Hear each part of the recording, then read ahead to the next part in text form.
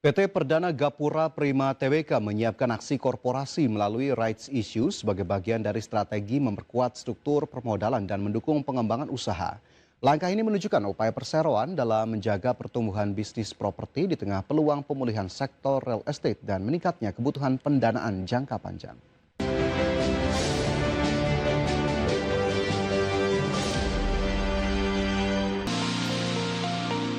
Perseroan berencana menerbitkan saham baru melalui mekanisme hak memesan efek terlebih dahulu atau rights issue. Dana yang diperoleh akan dimanfaatkan untuk memperkuat permodalan dan mendukung kebutuhan pengembangan bisnis perseroan. Aksi korporasi ini menjadi salah satu opsi pendanaan yang banyak digunakan emiten untuk mendukung ekspansi usaha tanpa menambah beban utang secara berlebihan. Mekanisme rights issue memberikan kesempatan kepada pemegang saham existing untuk mempertahankan porsi kepemilikannya di perseroan.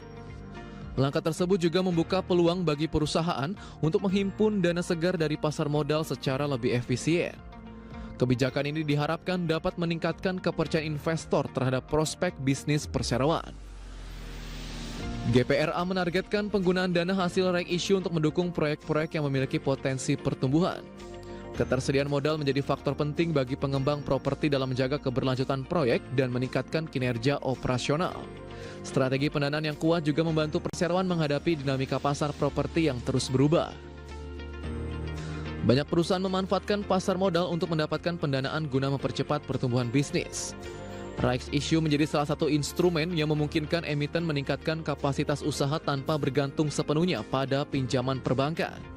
Strategi ini sekaligus memberikan fleksibilitas dalam menjaga struktur keuangan yang lebih sehat. Pemulihan aktivitas ekonomi dan meningkatnya permintaan hunian membuka peluang pertumbuhan bagi pelaku usaha properti. Ketersediaan modal yang memadai akan menjadi penentu kemampuan perseroan dalam menangkap peluang pasar di masa mendatang. Melalui rights issue, GPRA berupaya memperkuat fondasi bisnis agar mampu menciptakan nilai tambah bagi pemegang saham secara berkelanjutan. Berbagai sumber, IDX Channel. PT Rajaya Swasembada Tbk menyetujui pembagian dividen tunai sebesar Rp389,62 miliar atau Rp25 per saham dari laba bersih tahun buku 2025. Kebijakan ini mencerminkan kinerja keuangan yang solid sekaligus menunjukkan komitmen perseroan dalam memberikan nilai tambah kepada pemegang saham di tengah strategi diversifikasi bisnis yang terus berkembang. Perseroan menyetujui pembagian dividen tunai sebesar Rp25 per saham kepada para pemegang saham dari laba bersih tahun buku 2025. Kebijakan dividen ini menjadi bentuk apresiasi perseroan atas dukungan investor sekaligus mencerminkan kondisi keuangan yang sehat. Pembagian dividen juga menjadi indikator bahwa arus kas dan kinerja operasional perseroan masih terjaga dengan baik. Era Jaya membukukan penjualan bersih sebesar Rp76,6 triliun sepanjang tahun 2025 dengan laba kotor mencapai Rp8,35 triliun. Pencapaian tersebut didukung oleh strategi diversifikasi bisnis yang membuat perseroan mampu menjaga momentum pertumbuhan di tengah perubahan pasar. Hasil ini menunjukkan bahwa permintaan terhadap produk teknologi dan gaya hidup digital masih menjadi pendorong utama kinerja Era Jaya.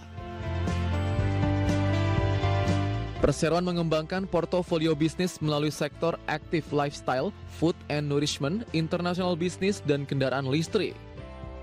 Strategi tersebut mengurangi ketergantungan pada bisnis distribusi smartphone yang selama ini menjadi kontributor terbesar pendapatan. Diversifikasi menjadi langkah penting untuk menciptakan sumber pertumbuhan baru dan menjaga kinerja jangka panjang. Era Jaya memperkuat ekosistem omnichannel melalui ribuan gerai retail dan platform digital untuk menjangkau lebih banyak konsumen. Integrasi layanan online dan offline membantu meningkatkan efisiensi penjualan serta memberikan pengalaman berbelanja yang lebih mudah. Strategi digital menjadi keunggulan kompetitif dalam menghadapi perubahan perilaku konsumen yang semakin berorientasi pada layanan digital. Perseroan terus memperkuat inovasi dan kemitraan strategis untuk menjaga pertumbuhan bisnis di masa mendatang. Langkah tersebut didukung oleh ekspansi portofolio merek serta pengembangan segmen bisnis baru yang memiliki potensi pasar besar. Berbagai sumber, IDX Channel. Pemirsa, Badan Pusat Statistik mencatat laju inflasi Juni 2026 tercatat sebesar 3,34% secara tahunan, meningkat dari 3,08% pada Mei 2026. Kenaikan inflasi Juni didorong oleh kelompok transportasi yang dipicu oleh kenaikan harga bensin, tarif angkutan udara, serta pelumas atau oli mesin. Badan Pusat Statistik mencatat laju inflasi pada Juni 2026 mencapai 0,44% secara bulanan, lebih tinggi dibandingkan inflasi Mei 2026 yang sebesar 0,28% secara bulanan.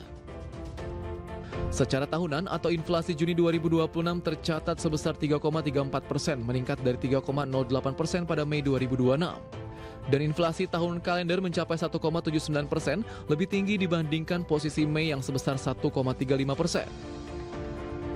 Deputi Bidang Statistik Distribusi dan Jasa BPS Ateng Hartono mengatakan, kenaikan inflasi Juni terutama didorong oleh kelompok transportasi yang dipicu oleh kenaikan harga bensin, tarif angkutan udara, serta pelumas atau oli mesin.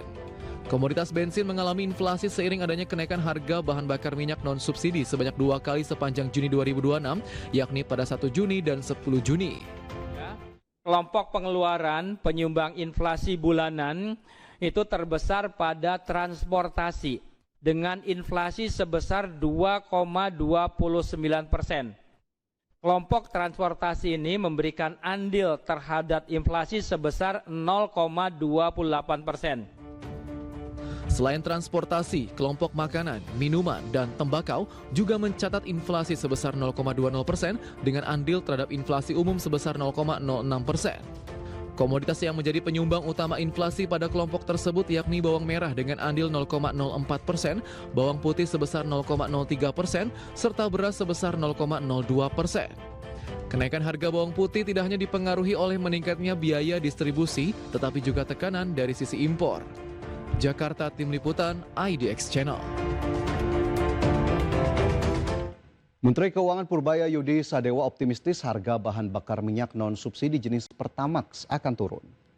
Menurutnya penurunan harga Pertamax akan terjadi seiring menurunnya harga minyak dunia. Seperti diketahui harga minyak mentah berada di bawah angka $69 Amerika per barel. Harga minyak dunia terpantau mengalami penurunan usai sempat menembus di atas $100 Amerika setelah ketegangan di Timur Tengah pecah. Menteri Keuangan berharap penurunan harga Pertamax itu akan mengurangi tekanan terhadap inflasi atau kenaikan harga barang dan juga jasa.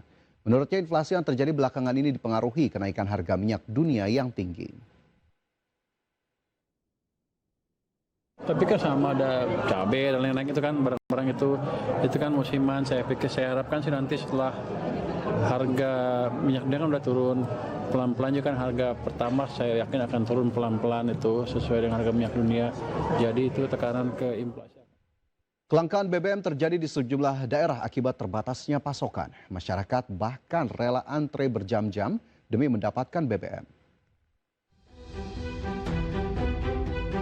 Kelangkaan BBM terjadi di sejumlah daerah akibat terbatasnya pasokan. Kondisi ini membuat masyarakat rela antri berjam-jam demi mendapatkan BBM. Di Sibolga, Sumatera Utara, antrian panjang kendaraan didominasi truk, angkutan barang, dan angkutan umum. Antrian kendaraan mengular hingga sekitar 3 km dan meluber ke badan jalan. Para sopir mengaku terpaksa menunggu hingga 5 jam akibat terbatasnya kuota solar bersubsidi yang tersedia di SPBU. 2 jam bang, 2 jam nih bang. Ini mau ambil solar. Iya, mau ambil solar ini bang. Kalau di SPBU lain bang? Sama juga. Sama juga. Bedanya bang, nanti juga panjang-panjang. Masih panjang ya bang? Iya bang. Sudah berapa hari seperti ini keadaannya bang? Ya, udah lama lah, udah lama. Udah lama ya. Kondisi serupa terjadi di Bangkalan, Madura, Jawa Timur. Antrian kendaraan terlihat mengular hingga ke jalan raya di depan SPBU Junok, Kabupaten Bangkalan. Sejumlah pengendara mengaku terpaksa memilih antri panjang untuk mendapatkan Pertalite yang harganya yang relatif lebih terjangkau. Menurut warga, pasokan BBM jenis Pertalite di sejumlah SPBU di Bangkalan juga kosong, termasuk di pom mini dan pengecer.